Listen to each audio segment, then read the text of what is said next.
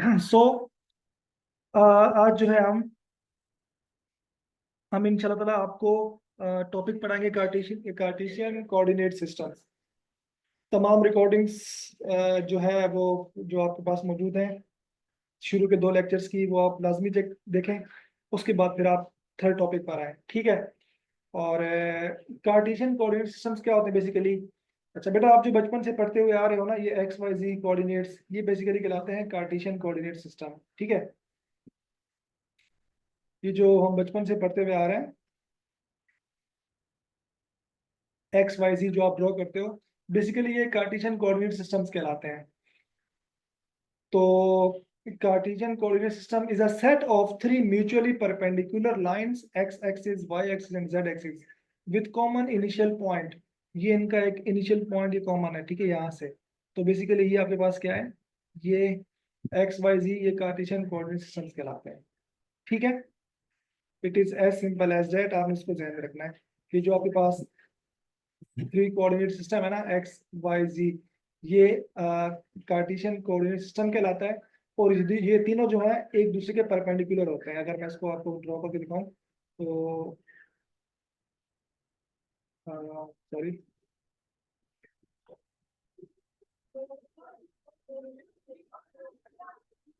ठीक है। अब देखो, ये अगर मैं कहता हूँ ये जेड एक्सिस है, तो ये माइनस जेड एक्स, ये इन एंड आउट है। अगर ये एक्स है और ये माइनस एक्स है, और ये अगर वाई है तो ये माइनस वाई है, ठीक है। तो हमने वहां पर ये खाली यहाँ से बनाया है, देख रहे हो। अगर मैं इसको यहाँ से ड्रॉ करता हूँ, ये देखो, ये z बना दिया, ये x बना दो, और ये y। ये तीनों एक दूसरे के परपेंडिकुलर होते हैं, याद रखिएगा। y z के परपेंडिकुलर है, z x के परपेंडिकुलर है। अच्छा, y जो है वो x के परपेंडिकुलर है। तीनों एक दूसरे के म्यूचुअली परपेंडिकुलर होते हैं, 90 डिग्री पर होते हैं। x और y और z 90 डिग्री पर है, z और x 90 डिग्री पर है, और ये, ठीक है। तो तीनों आपस में म्यूचुअली परपेंडिकुलर होता है। तो ये बेसिकली आपके पास क्या है, कार्टेशियन कोऑर्डिनेट सिस्टम है, ठीक है। ये थोड़ा सा आपको बताना जरूरी था। अब जरा बात करते हैं यूनिट वेक्टर की, ठीक है। बेसिकली ये टाइप्स ऑफ वेक्टर में ही आता है, बट इसको अलग से समझाने के लिए एक अलग से इसको समझाना पड़ता है इसका, क्योंकि आगे थोड़ा सा यूज है, इसके ऊपर न्यूमेरिकल्स हैं, इसको थोड़ा सा डिटेल में पढ़ना पड़ेगा। तो यूनिट वेक्टर क्या होता है, हमने जब आपको एक वेक्टर बना के दिखाया था, तो उसमें हमने कहा था बेटा कि ये वेक्टर कोई ए है, ये कोई वेक्टर ए है, और ये उसका मैग्नीट्यूड है, साथ में ये एक छोटा सा ये यूनिट वेक्टर है, ठीक है। तो ये यूनिट वेक्टर बेसिकली क्या है, this is also a vector, but इसका जो मैग्नीट्यूड होता है वो क्या होता है, 1 होता है। अ वेक्टर ए, ये वेक्टर भी ए है, in any direction, in any given direction and whose magnitude is equal to a. सही है, उसका मैग्नीट्यूड ए होगा, 1 होगा, is referred as unit vector. सही है। तो इसको अगर आप स्मॉल ए बोलो तो ज्यादा आपके लिए बेहतर है, ठीक है। इसका मतलब ये कहने का ये कि अगर मैं यूनिट वेक्टर लूँ, ये वेक्टर ही है, इसका अगर मैं मैग्नीट्यूड लूँ तो वो हमेशा 1 आएगा। तो इसका मैग्नीट्यूड हमेशा 1 आता है। लेकिन अगर मैं इस वेक्टर ए का मैग्नीट्यूड लूँ ना, तो वो कुछ भी आ सकता है, 50, 60, 70, कुछ भी, जैसे फोर्स होती है। तो अगर आप बोले हैं ना सर ये फोर्स है ना, दिस इज अ फोर्स, और ये है 10 न्यूटन, 10 न्यूटन फोर्स है in the direction of R cap. तो ये आर कैप एक यूनिट वेक्टर है। तो अगर आप इस आर कैप का मैग्नीट्यूड लोगे ना, तो वो हमेशा 1 आएगा, ठीक है। तो ये यूनिट वेक्टर आपने ध्यान में रखना है फिलहाल, कि ऐसा वेक्टर जिसका मैग्नीट्यूड हमेशा क्या होगा, 1 होगा, ठीक है। मिटा दूं मैं इसको नोट कर लिया बेटा, मैं अगर इरेज कर दूं, इशू तो नहीं है। तभी आपको आहिस्ता आहिस्ता चीजें समझ में आएगी। It is slightly typical concept, तो आपको थोड़ा सा मसला होगा, लेकिन इंशाल्लाह समझ में आ जाएगा। अब देखो बेटा, ये X Y Z Cartesian coordinate system है। तो अगर मैं जेड को फिलहाल, अगर आप भूल जाओ, जेड को आप भूल जाओ फिलहाल, तो अगर मैं कोई वेक्टर बनाता हूँ, ये वेक्टर ए है, ठीक है, दिस इज वेक्टर ए। तो इस वेक्टर ए के पास मैंने क्या बताया था आपके पास, ये कुछ इसका एक्स वेक्टर है, ये ए एक्स है, और ये उसके पास क्या है बच्चा, ए का वाई वेक्टर है, ठीक है। तो आप बोलेंगे सर ये वेक्टर ए जो है, वेक्टर ए जो है, इसके पास ए एक्स की डायरेक्शन में थोड़ा सा वेक्टर है, प्लस थोड़ा सा वाई की तरफ भी है। तो अगर मैं इसको ना भूलूं, अब बोले सर मत भूलें जेड को भी ऐड करें, तो चलिए जेड को भी ऐड कर देते हैं। तो अगर आप यहाँ बना नहीं पाएंगे, क्योंकि हमारी स्क्रीन 2 डायमेंशन है, हम यहाँ पर बना नहीं पाएंगे, लेकिन अगर आप बोलो तो सर इसमें जेड भी थोड़ा सा होगा, बिल्कुल होगा। अगर ये 3 डायमेंशन वेक्टर है, अगर 2 डायमेंशन है तो खाली एक्स और वाई है, अगर ये 3 डायमेंशन वेक्टर है तो ये इसमें जेड भी होगा। Is that clear? यहाँ तक कोई प्रॉब्लम? यहाँ तक कोई प्रॉब्लम स्टूडेंट्स? यहाँ तक कोई प्रॉब्लम?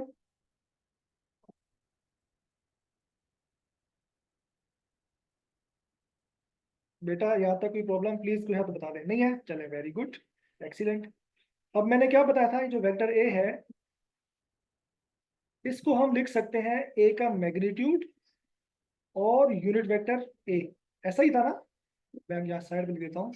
वेक्टर ए बेसिकली क्या होता है बेटा, magnitude of A into unit vector, सही है? क्लियर है?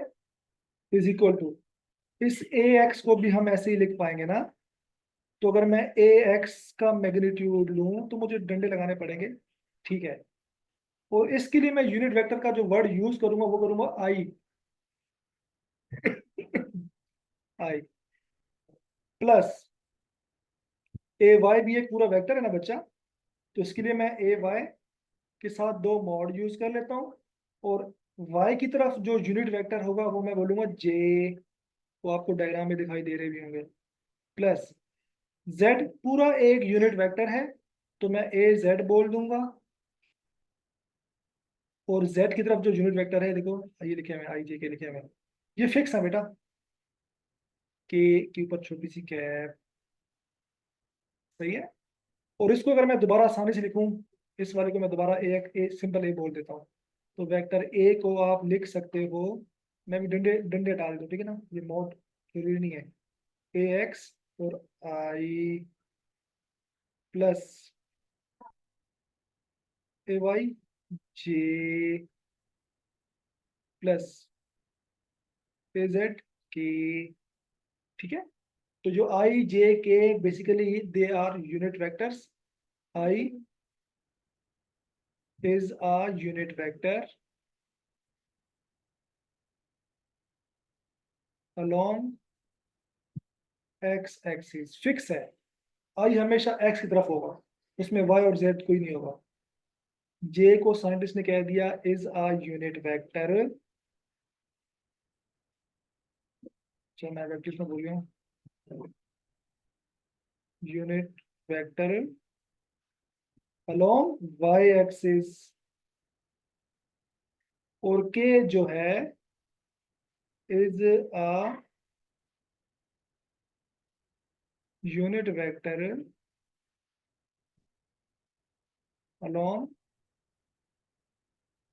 z axis। और जो छोटा सा a है ना, ये तो बेसिकली ये यूनिट वेक्टर है,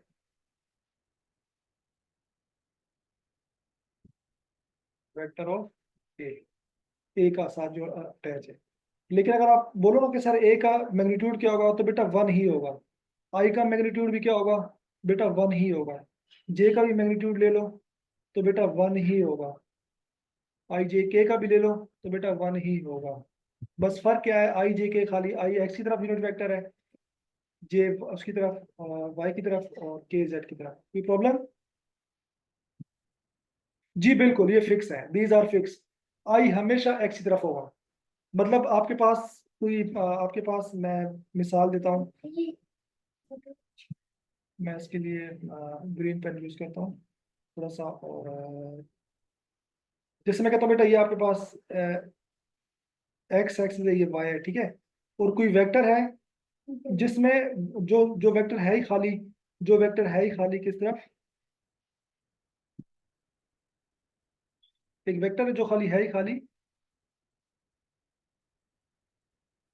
इस तरफ, ठीक है। तो अब इसमें वाई और जेड है ही नहीं, तो इसका मतलब ये है कि वेक्टर खाली एक्स वेक्टर है, ठीक है, वेक्टर एक्स है। तो ये वेक्टर एक्स अगर आप बोलोगे ना, ये एक्स वेक्टर है, तो एक तो इसका मैग्नीट्यूड ए एक्स के साथ दो तो छोटे से डंडे आएंगे, और यूनिट वेक्टर यहाँ पर आप आई लिखोगे हमेशा, हमेशा आप आई, क्योंकि एक्स में है तो आई होगा बस, वाई में है तो जे होगा, जेड में है तो के होगा। और अगर इन तीनों जनरल वेक्टर है जिसमें तीनों शामिल है, फिर आप उसका मुख्तलिफ यूज कर सकते हो, ए बी सी जो भी है। Is that clear? बेटा बिस्मा आपको भी प्रॉब्लम, ईशा आपको प्रॉब्लम, प्लीज बताएं। कॉन्सेप्चुअल चीजें हैं, इसको नोट कर लें, और ताकि फिर प्लीज को नोट कर लें, बिकॉज ये चीजें आपको ना बार बार नहीं पता चाहिए।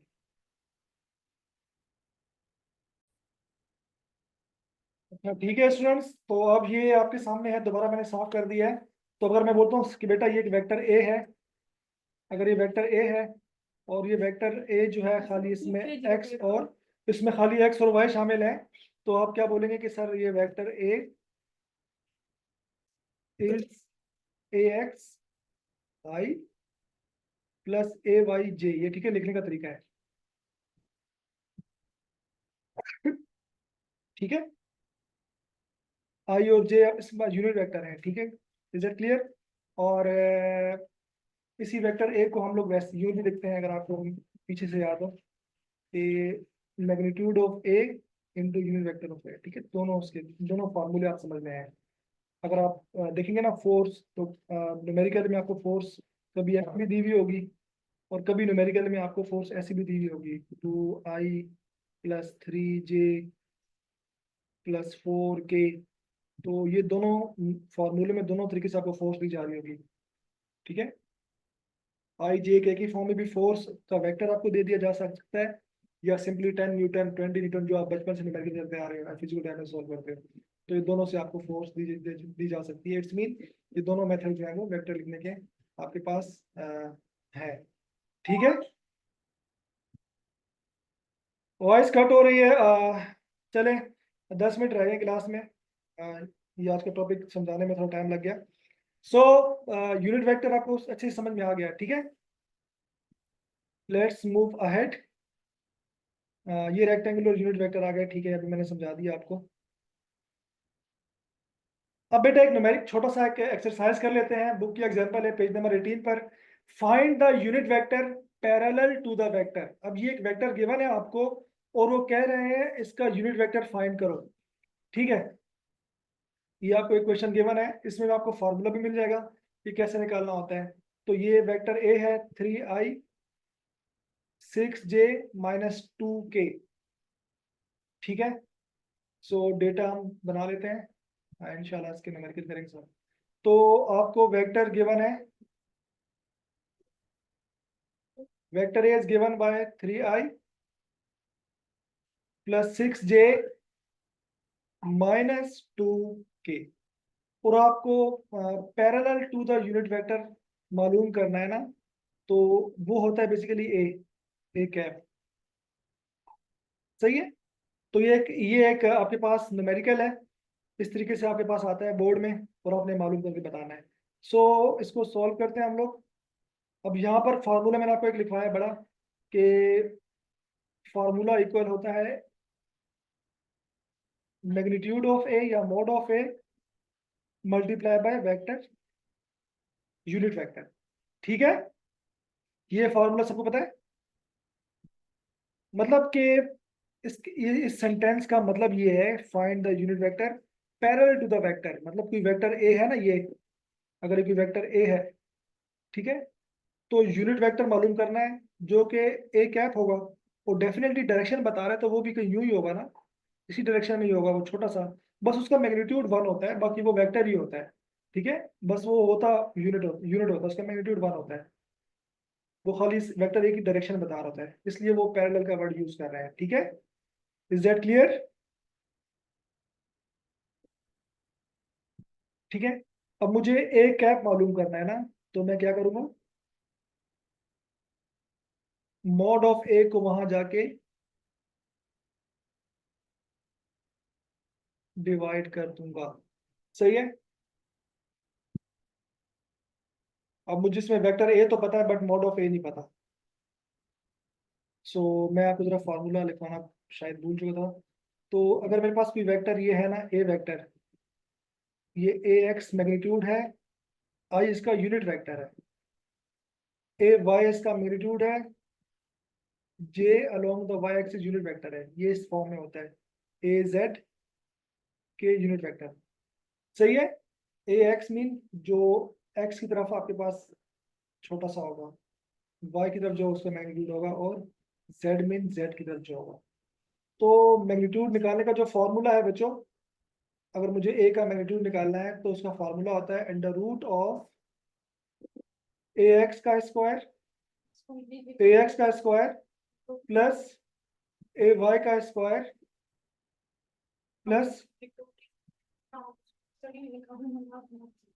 ए जेड का स्क्वायर। ठीक है, this is the formula for unit. ये तीसरा फॉर्मूला अपने नोट डाउन कर लें। ठीक है, ये कब कब कब लगाएंगे कि मुझे अगर वेक्टर ए है और unit magnitude into unit vector, ये मॉड ऑफ ए आपने किस इस फार्मूले के थ्रू निकालना है। ठीक है, इज दैट क्लियर?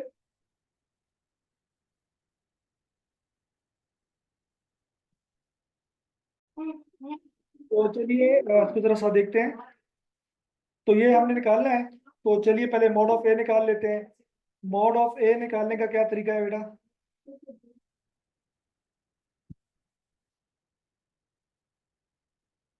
अभी मैंने आपको बताया the formula of magnitude of A is, जो आई के साथ है ए एक्स होता है उसका स्क्वायर लेना चाहिए, प्लस वाई का स्क्वायर प्लस जी का स्क्वायर। ठीक है, अब जरा वैल्यूज को पुट करते हैं। तो मॉड ऑफ ए में जब वैल्यूज को पुट करेंगे तो बच्चा ये क्या बन जाएगा? ये बन जाएगा आई के साथ क्या है देखो, आई के साथ है थ्री, थ्री का स्क्वायर प्लस माइनस में जो भी पुट कर दो, सिक्स है।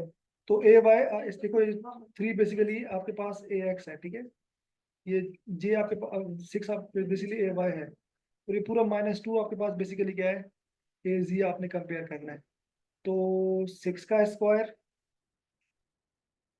प्लस ये माइनस टू का स्क्वायर। ठीक है, अब इसको हम सोल्व कर लेते हैं तो हमारे पास बन जाएगा थ्री थ्री जार नाइन, सिक्स सिक्स जार 36, और minus two multiply minus two, minus खत्म हो जाता है, टू टू जार फोर, सिंपल फोर आ जाएगा। और इसको अगर मैं लूंगा 36 और four forty, forty under root 49, और ये 49 का रूट होता है 7। तो ये मॉड ऑफ ए आ गया हमारे पास सिंपली। बस इक्वेशन नंबर ए में पुट कर देते हैं। इक्वेशन ए में जब पुट करेंगे ना इसको, तो हमारे पास आंसर यूनिट वेक्टर निकल आएगा। तो वेक्टर ए क्या है बेटा? वेक्टर ए की वैल्यू पुट करते हैं, जो कि है 3i प्लस 6j